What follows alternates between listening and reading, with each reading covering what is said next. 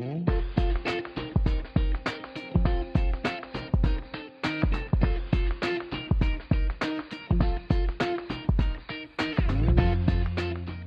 moi, je vais essayer de vous convaincre pourquoi il faut qu'on oublie le terme ambulatoire. Oh, à moitié, mais vous allez voir quand même, je pense qu'il va falloir effectivement avoir une vision beaucoup plus large que simplement l'ambulatoire. Alors un tout petit peu d'historique, mais vraiment très rapide, de deux approches que sont l'ambulatoire dont on vous parle depuis hier, et puis donc la récupération améliorée après chirurgie.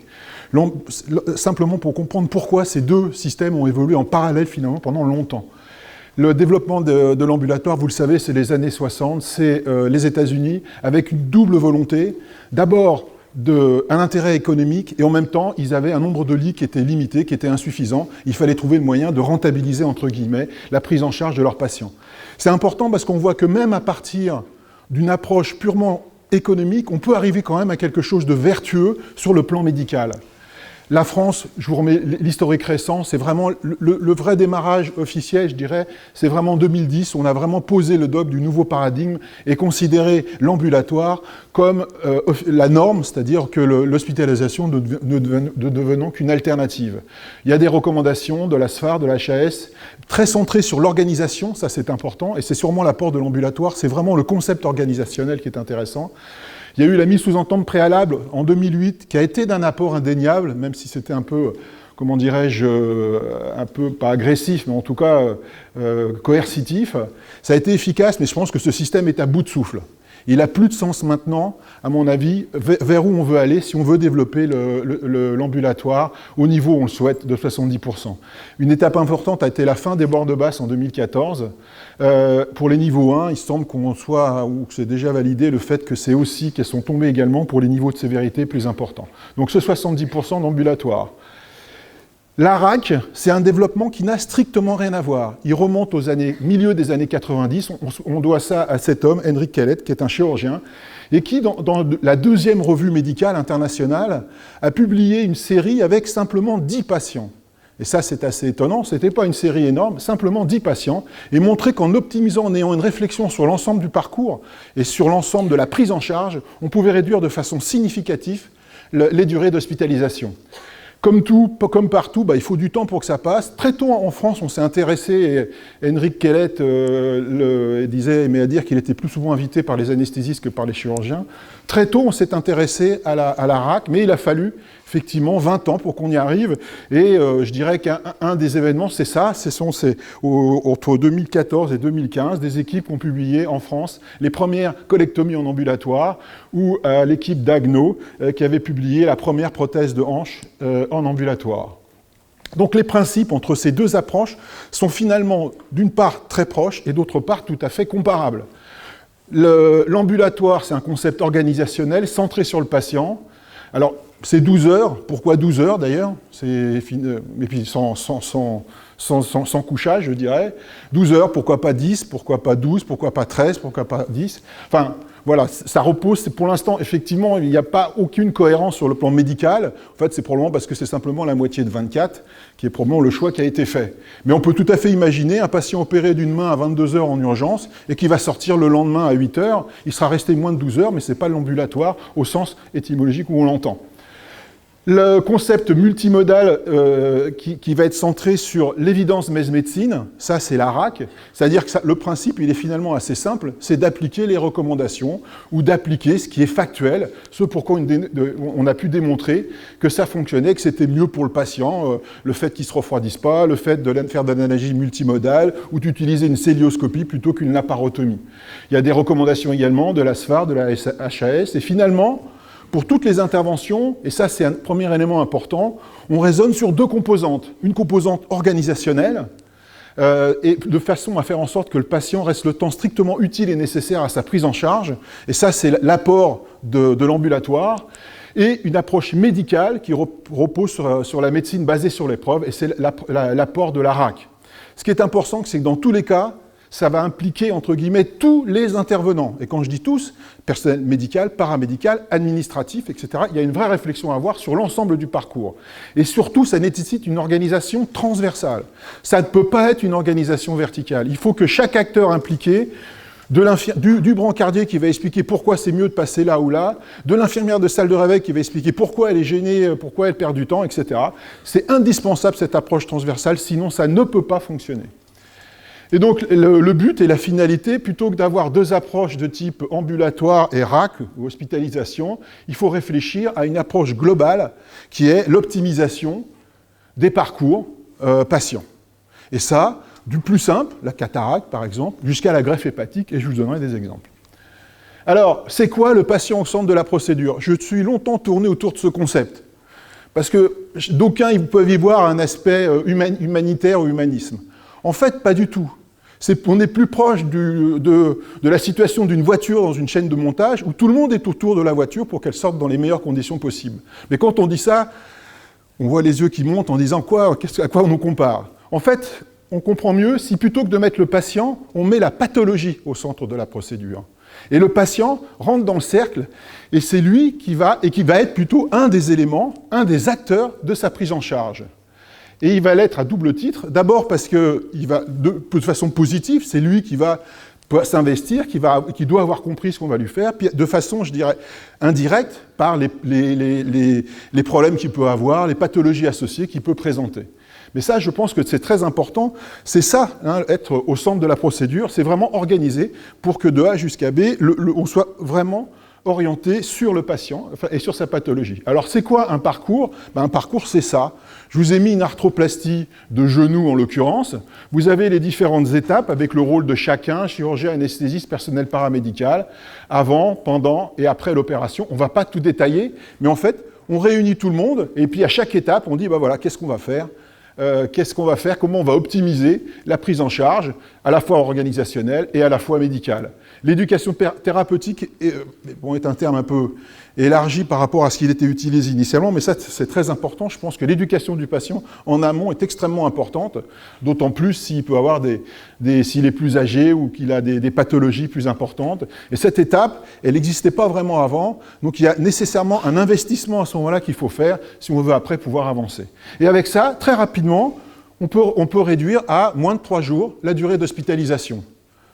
Là, je vous rappelle qu'actuellement, aux dernières nouvelles, elle est entre 4 et 5 jours en 2019, depuis début 2019, et les stats officiels, c'est un peu moins c'est autour de 5 jours en 2017.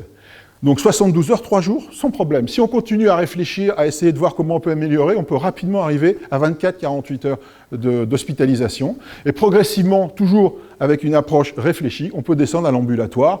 Nous, avec un des chirurgiens avec qui je travaille, sur lequel on a mis en place ce type d'approche, on est à 70% d'ambulatoire sur nos prothèses de hanche et de genoux, mais pas 100%.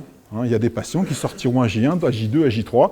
Encore une fois, le patient doit rester le temps qui est nécessaire et utile. Et puis, on va définir des circuits. Là, je vous ai mis donc ce schéma. Vous avez différents circuits. Un circuit court qui est l'ambulatoire un peu classique, canal carpien, cataracte, qui va être dans le secteur d'ambulatoire. Les chirurgies un peu intermédiaires, le patient va rester un peu plus longtemps, arthroscopie de genou, hystéroscopie, et puis des chirurgies plus lourdes où une partie des patients va être hospitalisée, pas 100%, mais 60, 70, 80%. Mais vous conviendrez bien que le circuit ici, bien qu'il soit ambulatoire, ne peut pas être le même circuit que celui-là. C'est pas possible parce que c'est pas les mêmes contraintes. Donc, plutôt que d'avoir une approche binaire avec un circuit ambulatoire, un circuit hospitalisé, il va falloir définir dans nos institutions des circuits adaptés en fonction de la durée d'hospitalisation et revoir complètement l'organisation de nos établissements. Alors, les intérêts. Intérêt pour le patient, là, c'est vraiment l'apport de l'ARAC. Objectivement, on n'a jamais vraiment montré de façon prouvée sur le plan scientifique que l'ambulatoire était un plus en termes de complications pour les patients. Il y a quelques études, mais les vraies études prospectives bien faites sont inexistantes. On a montré par contre qu'effectivement, au moins on ne les aggravait pas et on faisait aussi bien. Par contre, avec l'ARAC, on a montré qu'on améliorait ces patients et on les améliore d'autant mieux que la chirurgie est lourde et que le patient est âgé. Donc là, je vous ai mis cette étude qui a été faite aux hôpitaux universitaires de Genève. Ils ont pris que des gens âgés. Donc vous voyez la moyenne d'âge, autour de 80 ans. Ils ont fait un groupe qu'ils appellent Fast Track, donc RAC, et un groupe prise en charge standard. Et ce qui est important, vous voyez qu'avec ça, ils ont divisé par 2 la morbidité. Bon, la mortalité, elle était tellement faible que de toute façon, il faudrait des séries beaucoup plus grandes. Mais vous voyez directement l'intérêt, et bien sûr, est divisé quasiment par 2 également les durées d'hospitalisation. C'est-à-dire qu'à la fois, on a un gain sur la qualité, et à la fois, on a un gain en termes de productivité sur la durée d'hospitalisation, ce qui est quand même assez magique. Alors, jusqu'où on peut aller? Et bien là, je vous ai mis cette étude qui est très bien faite, qui a été faite par l'équipe de Pitié-Salpêtrière. Ils ont pris 10 patients greffés hépatiques qu'ils ont appariés, c'est une étude avant-après, avec 20 autres patients. Et vous voyez qu'avec une approche de type fast-track, c'est-à-dire une réflexion sur l'ensemble du circuit, ils ont divisé par 2 le temps de présence en réanimation. Vous voyez, qui est passé de 6 à 3 jours. Et ils ont divisé par 2 la durée totale d'hospitalisation. Donc je vous laisse imaginer, en termes de gain de productivité, ce que ça peut représenter. On est loin de la cataracte de 24 ou 48 heures. Hein. Là, c'est vraiment... Et ça, c'est très important. Et la RAC, elle est d'autant plus importante, encore une fois, que c'est une chirurgie lourde et que c'est des patients âgés. Intérêt pour les équipes. Ça, c'est important. C'est vraiment, on remet tout le monde autour de la table. Alors, on ne se bat pas tous les jours entre chirurgiens, anesthésistes, tout ça, mais c'est vrai qu'on ne discute pas beaucoup. Là, on est obligé de discuter. Et ça, c'est un élément fondamental. Et j'aime bien ce que dit Karim Slim, de dire qu'on transforme une équipe d'experts en équipe experte, parce que je pense que c'est très important. Par contre, ça nécessite une continuité des soins. C'est-à-dire que si vous avez des structures qui fonctionnent avec des gens qui sont là de façon occasionnelle, payés à la vacation, je dirais, on ne peut pas construire ce genre de système. Ce n'est pas possible. Et ça, je pense que c'est un message extrêmement fort à faire passer. Intérêt pour les établissements. Alors, pour l'instant, on n'a pas beaucoup de données. En ce qui concerne la France, on a des données au niveau international, mais il y a un intérêt médico-économique indéniable pour les établissements. Je vous ai juste mis cette étude de Frédéric Bizard, qui est économiste de la santé, qui concernait l'ambulatoire, le passage à l'ambulatoire, et les gains pour les établissements. Donc il part d'une base, peu importe, une base EGB, qui est une base représentative des assurés sociaux, de l'ensemble des différentes caisses. Et vous voyez les gains que ça représente à partir du moment où on fait de l'ambulatoire bien fait. Donc, surtout, le retour, il est surtout pour les établissements. Il y a un impact pour l'assurance maladie qui est plus modeste. Il y a un impact également pour les patients. Bon, pas directement eux, c'est plutôt leur mutuelle, hein, leur assurance complémentaire qui va en bénéficier. Mais enfin bon, quelque part, c'est aussi le patient. Par contre, vous voyez qu'il y a quand même de grands absents ici. Bah, sont le personnel, ceux qui font, tout simplement. Ils ne sont pas là. Un peu dommage. Intérêt pour la collectivité. Alors, il est dans la... Peut-être m'engueuler l'avoir repris, mais j'aime bien. C'est Gilles Bontemps qui est dans la salle, qui a fait cette projection. Il faut la prendre pour ce que c'est, mais elle permet de visualiser. Il a fait la même pour l'orthopédie. 70 000 chirurgies du côlon qui nécessitent 3 500 lits. Si on passe aux projections de Kellett, ben, on passe de 3 500 à grosso modo entre 500 et 600 lits nécessaires au niveau national. Donc vous voyez, en termes de ce que ça peut représenter pour la collectivité, en termes de gain de productivité. Alors, attention quand même, et ça c'est un élément important, à l'ambulatoire à tout prix. Ça, c'est vraiment aussi une notion qui est importante. Ça, c'est une étude qui a été faite par une société américaine. Ils ont regardé, qui assure un nombre de patients aux États-Unis, mais également en dehors des États-Unis. Et ils ont regardé ce qui se passait avec simplement la prothèse de genou réalisée en ambulatoire. Eh bien, on s'aperçoit que les gens en ambulatoire, ils ont plus d'infections, ils ont une raideur plus importante et ils font plus de thrombose. Alors vous me dites, c'est complètement à l'opposé de ce qu'on nous répète depuis hier. Alors, ce qu'il faut comprendre, c'est que oui, il faut faire de l'ambulatoire, mais pas n'importe quel prix. Encore une fois, le patient doit rester le temps utile et nécessaire. Et c'est pas possible d'avoir 100% d'ambulatoire sur des prothèses de hanche ou de genou. Si vous avez 100%, soit vous avez sélectionné les patients, soit vous n'avez pas fait les choses correctes. Donc, ce qui est important à bien comprendre, c'est que la durée moyenne de séjour, c'est un marqueur, mais ça doit en être en aucun cas un objectif. Voilà, ça, c'est vraiment important, c'est-à-dire on peut utiliser pour voir comment on progresse, mais ça ne doit pas être l'objectif. L'objectif, c'est que le patient reste le temps utile et nécessaire à sa prise en charge. Alors, il va falloir faire évoluer nos établissements, des espèces de grosses choses lourdingues, qu'elles soient publiques ou privées, avec un secteur ambulatoire, un secteur chirurgie 1, orthopédie, chirurgie 2, viscérale.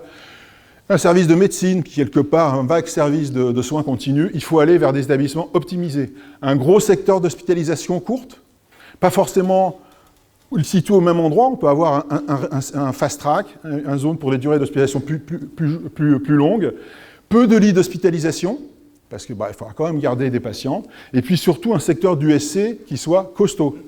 Parce que les gens vont en avoir de plus en plus, ils vont être de plus en plus âgés, avec des pathologies associées, donc on aura besoin de soins continus, performants, et puis surtout, bien sûr, un gros moteur qui va être le bloc opératoire, et qui soit bien équipé et correctement fait. J'ai fini. Améliorer le taux d'ambulatoire, on va avancer. Voilà. Est-ce que l'objectif de 70% est-il réalisable? Pour moi, en l'état actuel des choses, la réponse est non. C'est-à-dire que si on reste centré sur uniquement l'ambulatoire, ce n'est pas possible. Il va falloir effectivement avoir une réflexion sur optimiser tous les parcours, et c'est progressivement qu'on va passer ces parcours un par un, d'abord vers des durées de plus en plus courtes, jusqu'à un certain moment où, pour un certain nombre de patients, on passera à l'ambulatoire. Le patient, ça c'est une notion importante, sort plus tôt parce qu'il va mieux plus tôt. Ça avait été dit précédemment, ça c'est une notion importante. Non, c'est pas qu'il sort guéri ou pas guéri. Il sort comme il sortait avant. Donc voilà, il sort parce qu'il va mieux plus tôt et ça c'est important. Et surtout, il ne s'agit pas de déplacer la charge de travail des hôpitaux vers la ville ou de façon tout à fait limitée. Encore une fois, vers le rôle effectivement du médecin généraliste, je crois que c'est très important qu'il soit informé, parce que sinon ça peut être un facteur effectivement limitant. Au début, nous on avait des médecins généralistes qui ont dit à leurs patients, mais n'alliez pas, ils sont fous, ils vous font sortir le jour même, c'est impossible. Donc ça, effectivement, il faut qu'il soit informé, mais il ne faut pas qu'il soit impliqué, il faut que le système soit organisé pour que le patient puisse être pris en charge pendant au moins les premiers jours post-opératoires jusqu'à la consolidation. C'est une approche transversale, organisationnelle et médicale impliquant le patient. Alors, ambulatoire et OURAC, je dirais qu'on s'en fout, globalement. Ce qu'il faut faire, c'est mettre en place des chemins cliniques qui vont aller de 1 heure pour la cataracte à plusieurs jours, jusqu'à une dizaine de jours, si on prend des chirurgies très lourdes comme la greffe hépatique. Donc c'est vraiment l'ensemble de l'iceberg qu'il faut considérer, et pas uniquement le sommet. Et ça sera ma dernière diapositive. Bien au-delà de la progression du taux d'ambulatoire, en termes d'efficience économique, et on est en train de travailler dessus avec Frédéric Bizard, c'est vraiment l'optimisation des parcours qui sera beaucoup plus pertinente et qui est là la vraie réserve en termes de qualité des soins et en termes de, de gains de productivité. Puis il faut avoir peut-être une redistribution plus juste de ces gains économiques, notamment vers les producteurs de soins. Voilà, cette évolution, elle est incontournable de toute façon, que ce soit pour les patients, et elle est indispensable pour nos établissements, ça c'est certain. Voilà, si je crois qu'on attend...